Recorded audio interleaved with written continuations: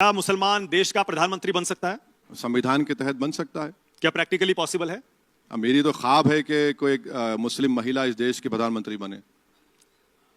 ख्वाब है, लेकिन होता हुआ दिखता है आपको? नहीं, ख्वाब पूरे होंगे ना। आपको तो पहले ख्वाब देखना चाहिए। मानक साहब ने भी ख्वाब देखा होगा, कुछ बड़ा बनूंगा तो बने ना। ओके, देश का क्या कोई चीफ मिनिस्टर मुस्लिम हो सकता है? बहुत अरसे से हम ढूंढ रहे हैं, मिल नहीं रहा है। बन सकता है मगर कोई बनाना नहीं चाह रहे, इसलिए कि टिकट ही नहीं देते इलेक्शन लड़ने के लिए। जीतना तो दूर की बात। ओके, इस्लाम बड़ा या मुल्क? ओवैसी साहब, ये सवाल आपको नहीं लगता कि ये खादर खान का पुराना डायलॉग हो गया? वही पूछा जा रहा है, वही पूछा। अरे भाई, देश के संविधान में हमको और आपको इस बात की इजाजत दी गई कि आप फखर से अपने अपने समुदाय, अपने अपने रिलीजन पर चले। ओके, देश को ज्यादा किसने लूटा ओवैसी साहब, अंग्रेजों ने या मुगलों ने? अंग्रेजों ने। मुगलों ने तो यहां आकर यहीं रह गए, वो पैसा बाहर नहीं भिजाए। और जब मुगल थे, हाईएस्ट जीडीपी इस देश का कोई 20% था, या उससे बढ़ के ज्यादा याद नहीं आ रहा। वही ये कोई इसका कोई किताब में भी लिखा गया है जिक्र उसका। ठीक है, ओवैसी साहब, संविधान का सबसे बड़ा हत्यारा इस देश में आप किसे मानते हैं? जो पॉलिटिकल पार्टीज सत्ता में रही हैं और उन्होंने कॉन्स्टिट्यूशनल मोरालिटी, कॉन्स्टिट्यूशन को सामने रखकर काम नहीं किया, उसके स्पिरिट को सामने रखकर काम नहीं किया, उन्होंने संविधान को कमजोर किया। ओके, मुसलमानों का सबसे बड़ा दुश्मन इस देश में आप कौन सा नेता मानते हैं? मुसलमानों का दुश्मन नेता? जी, पीछे भी जा सकते हैं आप, इतिहास में जाना चाहें तो। नहीं, वो दुश्मन वही लोग हो सकते हैं जो मुसलमानों को उनका हक नहीं देना चाहते। कोई नाम नहीं लेना चाहेंगे? नहीं, ऐसे बहुत लंबी फेरिस्त निकल जाएगी, टाइम बहुत कम है ना। रैपिड फायर में तो मुस्लिमों का सबसे बड़ा नेता आप किसे मानते हैं? मुसलमानों का कोई नेता रहा ही नहीं।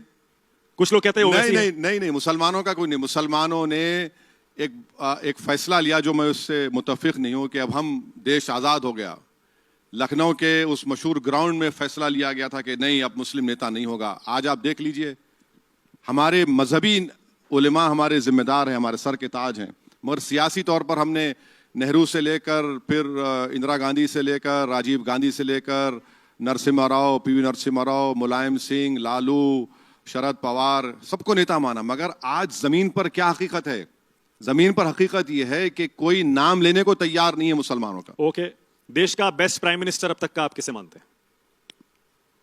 बेस्ट तो नहीं बोल सकते, मगर इतना तो बोल सकता हूं कि डॉक्टर मनमोहन सिंह साहब का फर्स्ट टेन्योर में उन्होंने इस मुल्क की डाइवर्सिटी, इस मुल्क की प्लुरलिज्म के लिए अच्छा काम करना शुरू किया। मगर अनफॉर्चुनेटली सेकंड टर्म में वो ज्यादा कुछ नहीं कर। देश का अगला प्रधानमंत्री कौन होगा ओवैसी साहब? ये तो देश की जनता तय करेगी, आप और हम तय नहीं करेंगे। क्या राहुल गांधी पीएम मटेरियल हैं? ये देश की जनता तय करेगी, मैं क्या तय करूंगा। क्या असदुद्दीन ओवैसी पीएम मटेरियल हैं? बिल्कुल नहीं है। क्या असदुद्दीन ओवैसी सीएम मटेरियल हैं? बिल्कुल नहीं है। क्या अकबरुद्दीन ओवैसी का 15 मिनट वाला बयान गलत था? कोर्ट का फैसला आ चुका है, कोर्ट के फैसले में तो आगे की बात वो बोले ही नहीं। क्या ओवैसी भाइयों को गलत समझा जाता है? Are they misunderstood? नहीं, आपका इख्तियार है, आप गलत समझिए, अच्छा समझिए, मगर हम अपना काम करते रहेंगे। तो अब मैं तो कोई बैठा हुआ नहीं हूं, मैं डिक्टेटर तो नहीं हूं कि अगर आप मेरे खिलाफ कुछ लिख देंगे तो आपको पुलिस आके उठा लेके ले जाएगी, यूएपीए लगा देगी। क्या टू नेशन थ्योरी को आप गलत मानते हैं? देश का बंटवारा गलत था ओवैसी साहब? पहले ये समझने की जरूरत है कि टू नेशन थ्योरी की सबसे पहले बात करने वाले सावरकर थे अपने प्रेसिडेंट एड्रेस में, उसके बाद जिन्ना थे। और अगर आज भारत में 18 करोड़ मुसलमान हैं, इसलिए हैं कि उन्होंने इन दोनों टू नेशन थ्योरी को रिजेक्ट किया। और भारत के संविधान के ऊपर जो उस वक्त के संविधान बनाने वालों ने हमको भरोसा दिलाया कि इस देश में आपका तहफ़्फ़ुज़ होगा, आपकी मज़हबी इबादत गाहों का हिफाजत होगी, आपको इक्वालिटी में हक मिलेगा, और हम इस देश में हैं और मैं कुछ नाम लूंगा ओवैसी साहब, कुछ नेताओं के। जो पहला शब्द आपके जहन में आता है आपको वो बताना है। नरेंद्र मोदी। इस मुल्क के नौजवानों को बेरोजगार बनाने का जिम्मेदार वो हैं। चीन 2000 स्क्वायर किलोमीटर कब्जा करके बैठ गया, उसके जिम्मेदार है। अमित शाह। यूएपीए को उन्होंने बहुत ही एक सख्त कर दिया, जिससे कई लोग आज जेलों में हैं। राहुल गांधी। मेरे को नहीं मालूम। अरविंद सही कह रहा हूँ। अरविंद केजरीवाल। दूसरा नाम है, ये नरेंद्र मोदी के छोटे भाई हैं। शीला दीक्षित।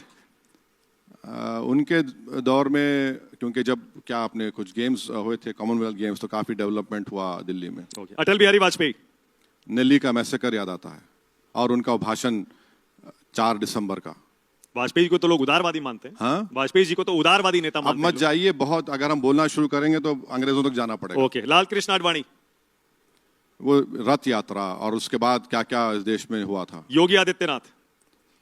अब देखिए क्या कर रहे हैं, बुलडोजर कर रहे हैं। एक एक्स मेंबर ऑफ पार्लियामेंट उनके दौर में उनकी हत्या हो गई। संभल में उन्हीं के दौर में एक पुलिस के ओहदेदार वर्दी में रिलीजियस फंक्शंस में जा रहे हैं। हिमंता बिस्वा शर्मा, पहले कांग्रेस में थे वो, माधवी लता, इलेक्शन हार गए। रेवंत रेड्डी,